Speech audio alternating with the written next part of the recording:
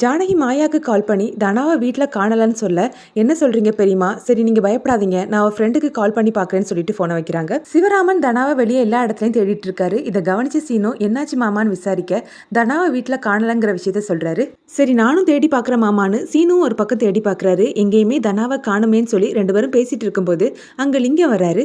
தனாவை வீட்டில் காணோன்னு பார்வதி எனக்கு ஃபோன் போட்டு சொன்னா, எனக்கு என்னவோ அந்த கதிர் தான் கடத்திருப்பான்னு தோணுதுன்னு சீனுவை தூண்டி விடுறாரு. சீனுவும் சிவராமனும் பாட்டி வீட்டில் தான் கதிர் இருக்காருன்னு தெரிஞ்சுக்கிட்டு அங்க வந்து கதிரை போட்டு அடிக்கிறாங்க. நேத்து ராத்திரியில இருந்தே இவனும் மாயாவும் ஏன் கூட தான் இருக்கிறாங்க, இவன் அந்த பொண்ணை கடத்தலன்னு பாட்டி சொல்ல, இங்க பாரு பாட்டி, நீ சொல்றத நம்பி நாங்க இங்க இருந்து போறோம், ஆனா இவன் தான் கடத்திருக்கான்னு தெரிஞ்சது இவனை சும்மா விட மாட்டான்னு சொல்லிட்டு போறாங்க.